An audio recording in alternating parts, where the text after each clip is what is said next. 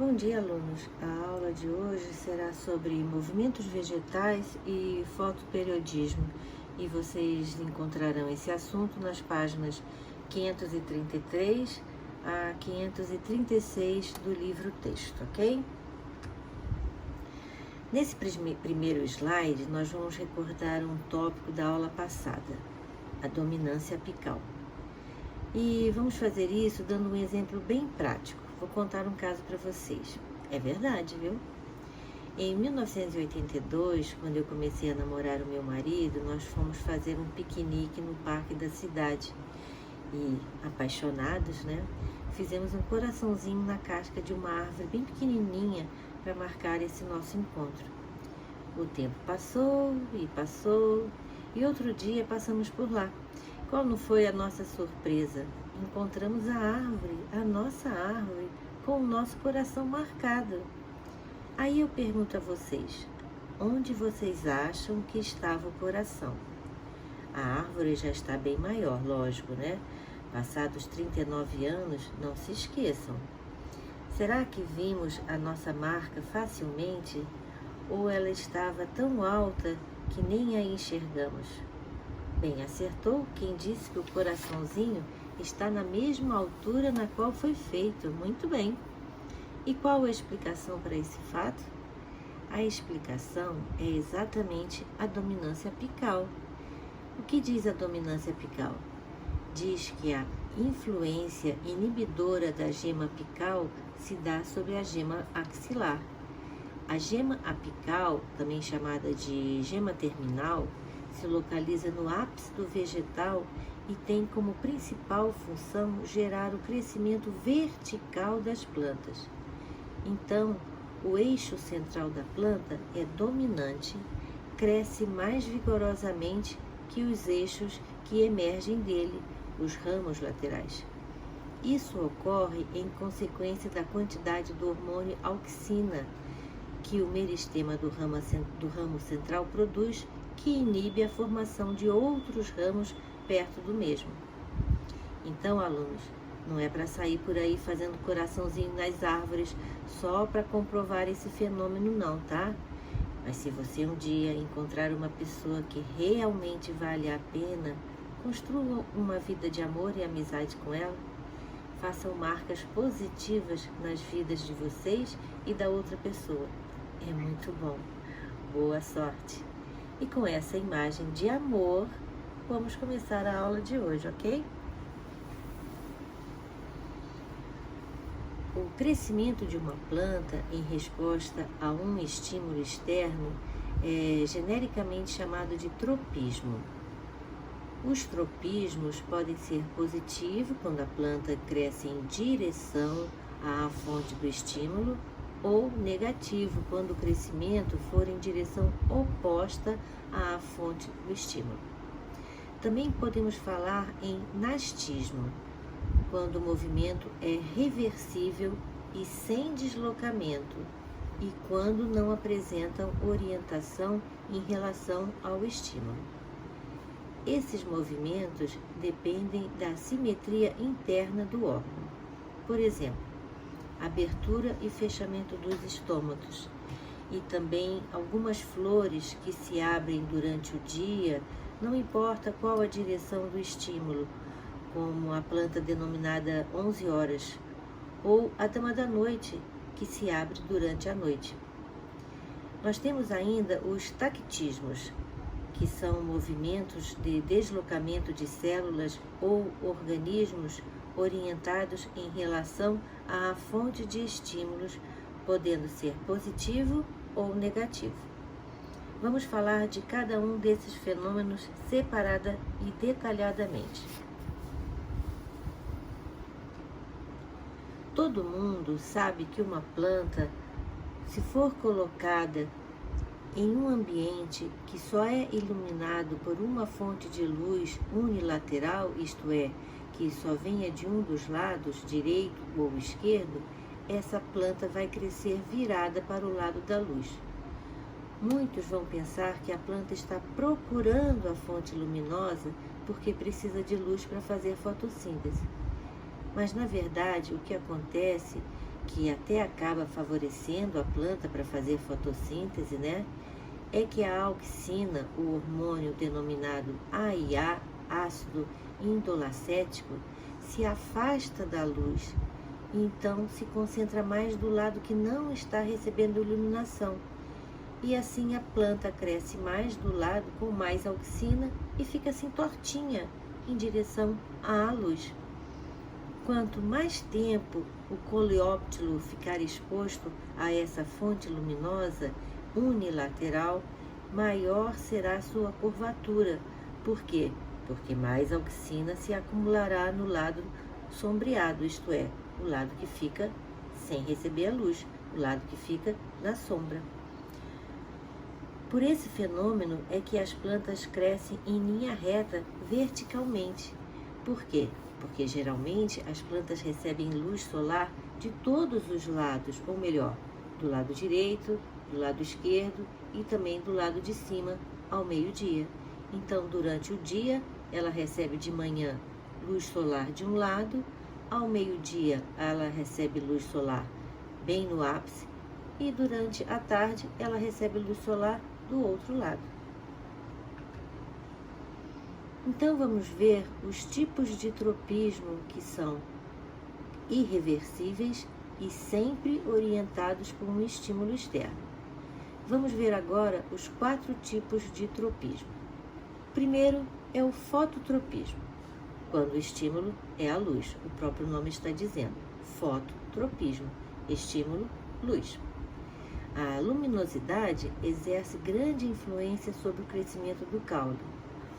Os caules tendem a crescer em direção à luz, apresentando então fototropismo positivo. Esse crescimento é o resultado da ação direta das auxinas sobre o alongamento celular.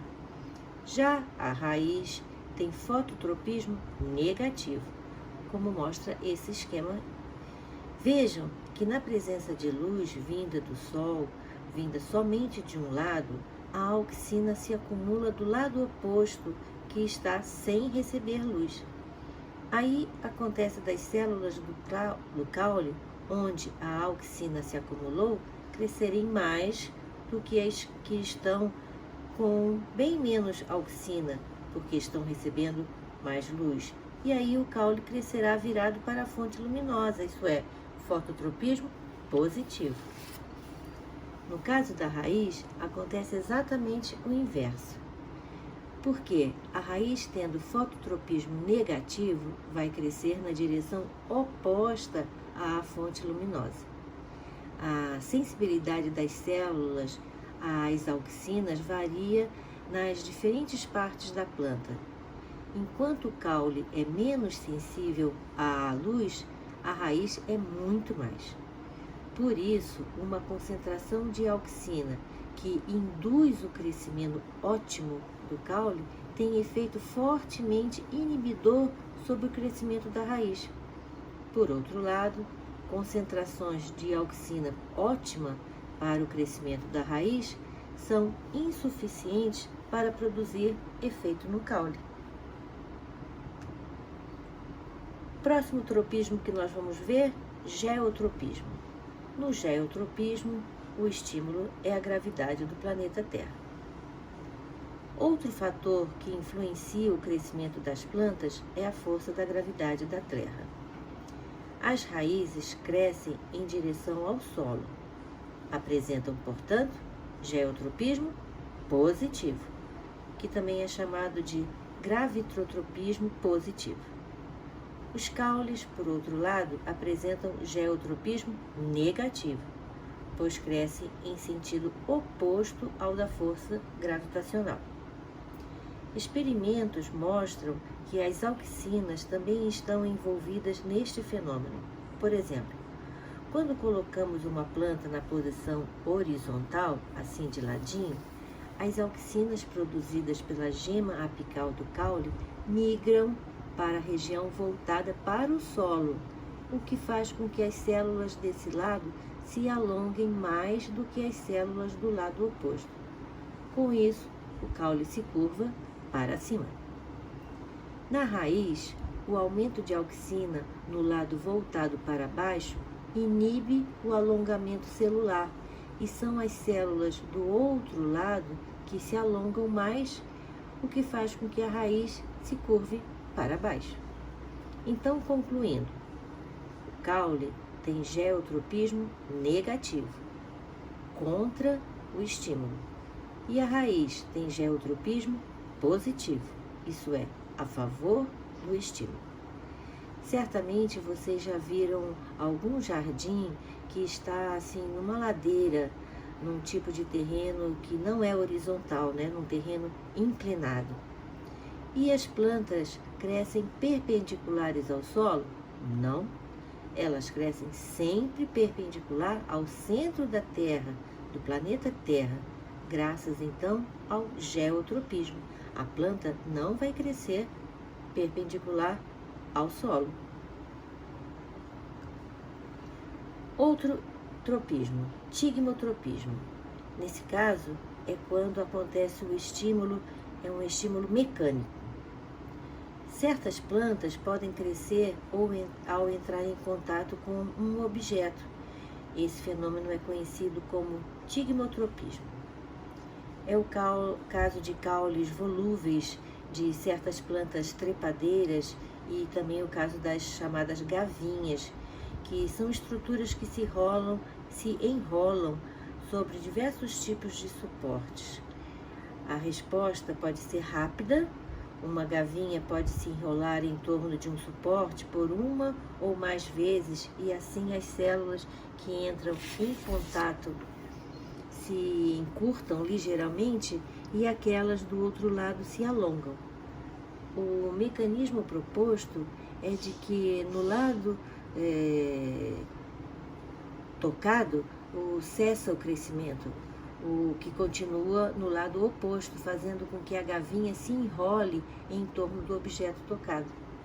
Gavinha é um órgão prênsil presente nas plantas trepadeiras. São estruturas filiformes, simples ou bifurcadas na extremidade, com a função de agarrar ramos, galhos, folhas ou qualquer outro objeto que sirva de apoio para a planta que está em crescimento. Normalmente, ramos ou folhas modificadas, mas podem ter origem também em qualquer outro órgão aéreo da planta, inclusive flores. A função das gavinhas é ajudar na fixação da planta e no seu crescimento.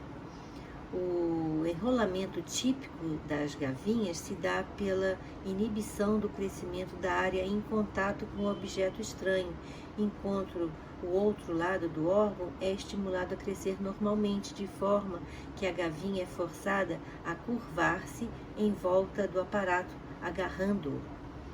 É comum haver um rápido espessamento e um crescimento, a consistência e a resistência da gavinha após sua fixação.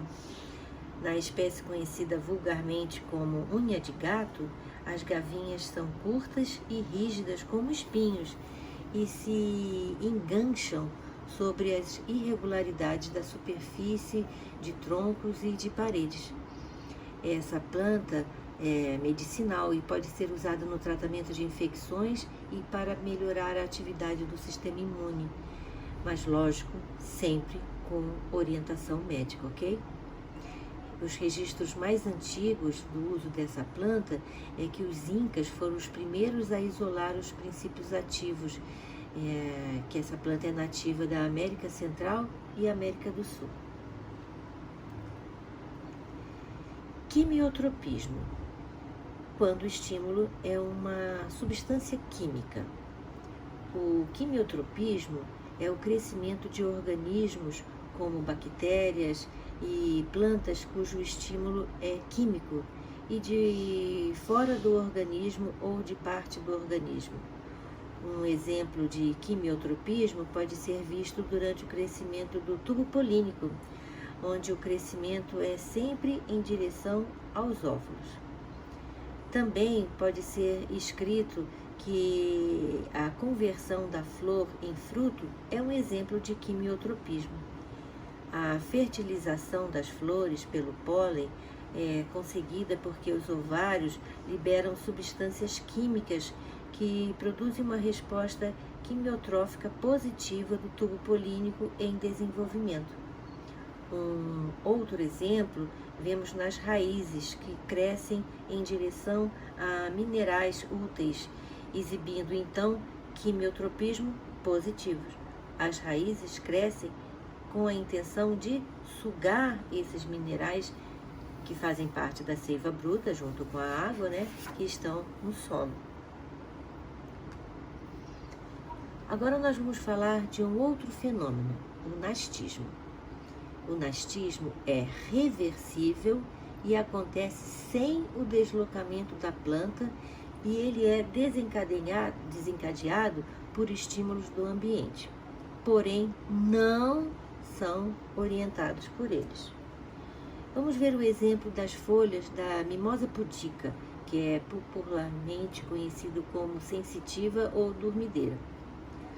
Os folíolos dessa planta se dobram rapidamente quando estimulados por um toque. O dobramento dos folíolos resulta das alterações no turgor das células do polvino, uma estrutura localizada na base dos folíolos. Quando estimuladas mecanicamente por um toque, as células da parte superior liberam íons de potássio, o que acarreta na diminuição da sua pressão osmótica e, consequentemente, perda de água para as células vizinhas. A diminuição de turgor dessas células provoca o fechamento dos folíolos. A reação do dobramento das folhas se propaga rapidamente da região estimulada para as folhas vizinhas e fazem com que elas também se dobrem. Aí, quando absorvem água novamente, os folíolos se abrem. Certamente você já brincou de tocar numa dormideira e vê-la fechar. É muito bonitinho, não é? Também podemos ver um outro exemplo numa planta carnívora. As plantas carnívoras vivem em solo pobre de nitrogênio e fósforo e têm que capturar insetos, por exemplo, para complementarem suas necessidades desses elementos.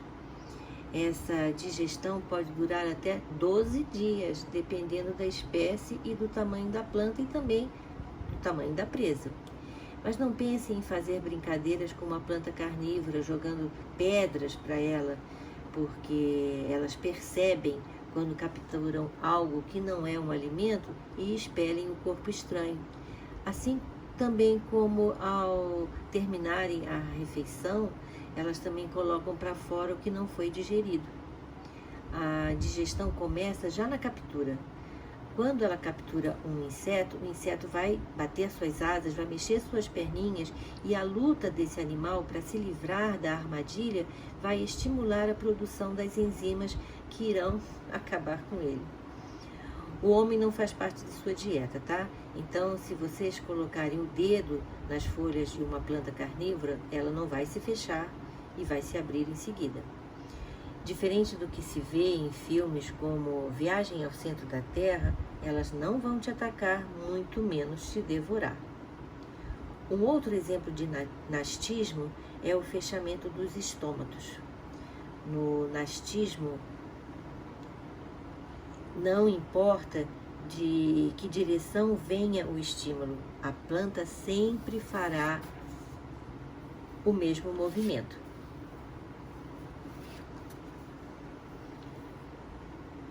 O último fenômeno é o tactismo.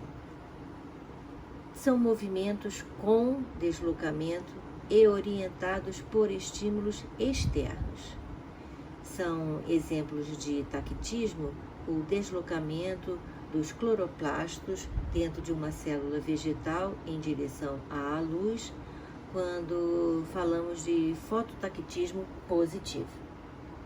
Também o deslocamento dos anterozoides, lembram?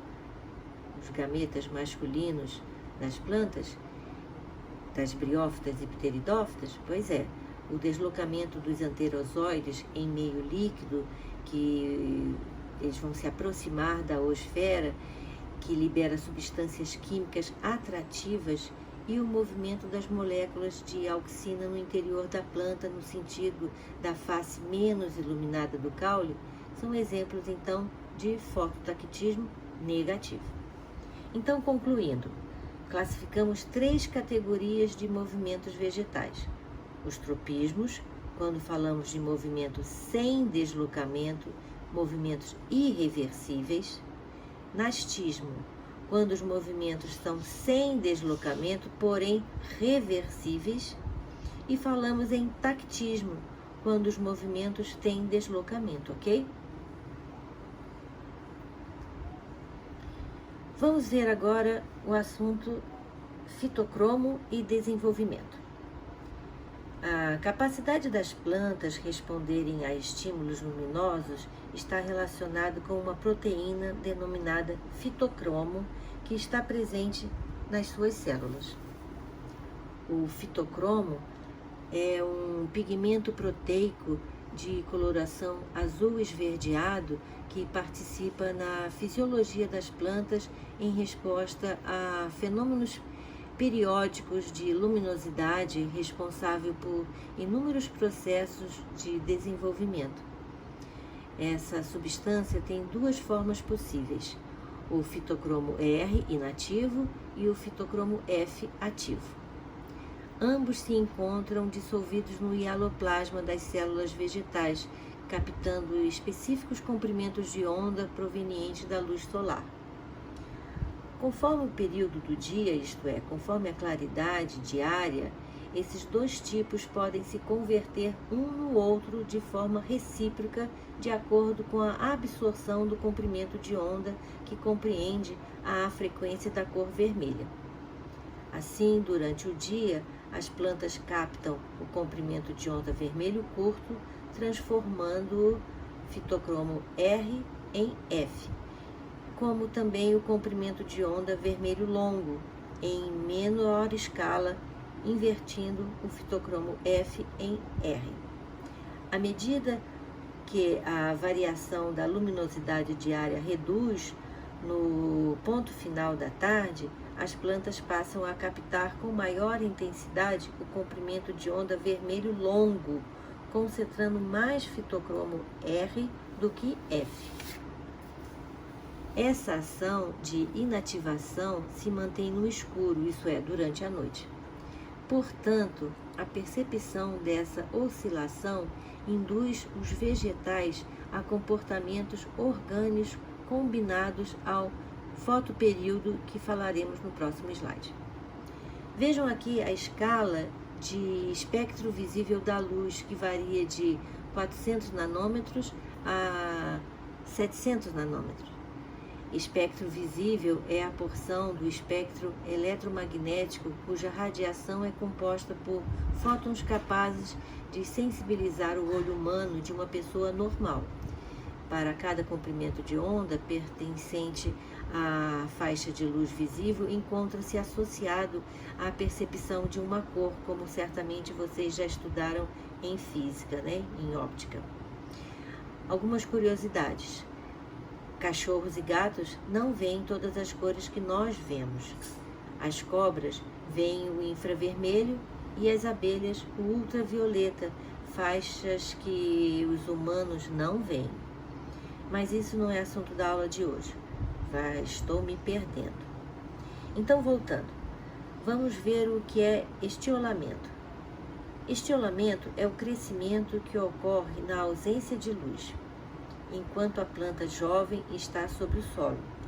É um processo adaptativo, pois o crescimento rápido faz com que a planta atinja logo a superfície. Por outro lado, a manutenção do gancho caulinar na ausência de luz evita o contato direto da gema apical e das primeiras folhas com as partículas do solo, o que poderia acarretar danos a essas estruturas tão frágeis. Fazendo uma experiência para demonstrar o estiolamento, que resulta da ausência de luz, basta colocar sementes para germinar sobre um substrato úmido. É isso mesmo, aquela experiência de plantar o feijãozinho no algodão molhado, lembra? Então coloca-se em algodão as condições naturais e em outro no escuro. Vocês verão que os que se desenvolveram no escuro apresentam o caule muito alongado devido ao grande crescimento dos entrenós, folhas pequenas, persistência no gancho de germinação e cor amarelada, uma vez que os plastos não produzem clorofila na ausência de luz. Então, nesta foto da direita, vemos que a plantinha menos germinou em condições naturais e a maior germinou na ausência de luz. Vamos falar agora sobre o fotoperiodismo. Bem, sabe-se que a floração de diversas espécies de plantas ocorre em épocas específicas do ano.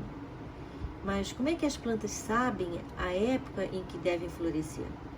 Essa resposta começou a ser dada há mais ou menos 80 anos, quando 2 cientistas norte-americanos verificaram que as plantas de uma variedade de tabaco e de uma variedade de soja só floresciam se o comprimento do dia, isto é, o período iluminado, fosse menor a um certo número de horas. Eles denominaram esse comportamento das plantas de fotoperiodismo. O fotoperiodismo tem grande importância sobre a floração, visto que nesse período são consideradas as estações do ano. Sabendo disso, podemos classificar as plantas quanto ao comportamento de floração. Chamamos de plantas de dia curto aquelas em que elas florescem quando a duração do período iluminado é inferior a um determinado número de horas, denominado fotoperíodo crítico. Em geral, essas plantas florescem no início da primavera ou no outono. São exemplos de planta de dia curto o morangueiro, o crisântemo, o feijoeiro e o cafeeiro. Outro tipo, plantas de dia longo. São plantas que florescem quando a duração do período de iluminação é superior ao fotoperíodo crítico. Em geral, elas florescem no verão. São exemplos desse tipo o espinafre, o rabanete e também a alface. E por último, temos plantas que são indiferentes. Essas plantas são as que a floração independe do fotoperiodismo e acontece em resposta a outros estímulos. O tomateiro, o milho e o arroz são exemplos de plantas indiferentes.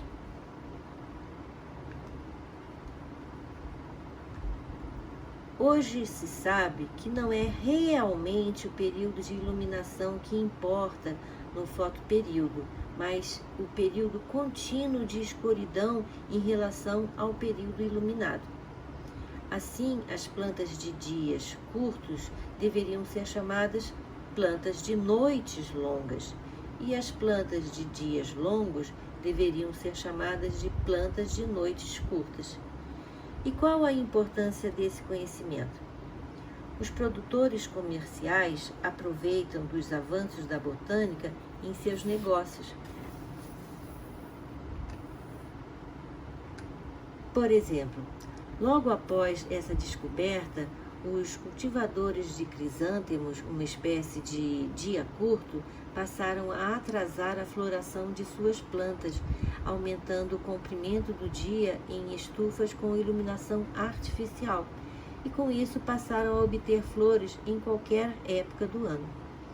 Com base nos conhecimentos científicos, eles passaram a usar apenas um curto período de iluminação durante a noite para obter o mesmo resultado, isto é, atrasar a floração do crisântemo. Planta de dia curto ou de noite longa, como o crisântemo, floresce quando o período de escuridão é superior a um determinado valor limite, fotoperíodo crítico. Se um único lampejo de luz interromper o período de escuridão, a floração é inibida. Para concluir, então, Os cientistas descobriram que se o período de escuridão fosse interrompido, expondo as plantas a um curto período de iluminação, elas deixavam de florescer.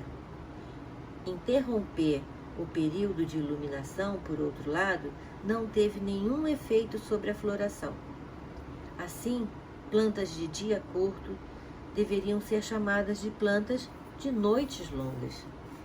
As plantas de dia longo também respondem à interrupção do período de escuridão por uma breve exposição à luz. Nesse caso, se a planta está sendo cultivada sob períodos de iluminação inferiores a seu fotoperiodismo crítico, condições em que normalmente não floresce, e o período de escuridão é interrompido por uma breve exposição à luz, a floração é induzida. Portanto, as plantas de dia longo são, na verdade, plantas de noites curtas, certo? Outros fatores podem determinar a floração das plantas também, como, por exemplo, a temperatura.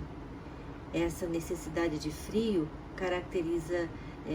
característica do trigo é chamada de vernalização. Bem, alunos, hoje terminamos o assunto botânica.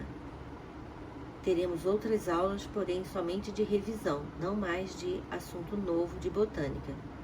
Espero que vocês tenham gostado e aproveitado essas aulas que foram preparadas sempre com muito carinho pela equipe de biologia do 2º ano.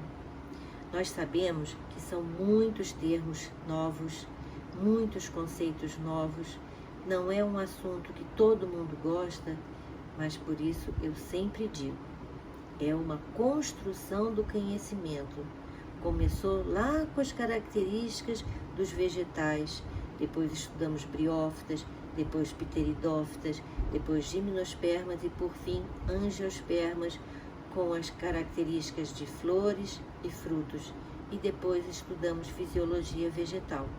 Então, são termos que vocês têm que construir e ir somando um ao outro, e assim vocês terão bons estudos e até a próxima.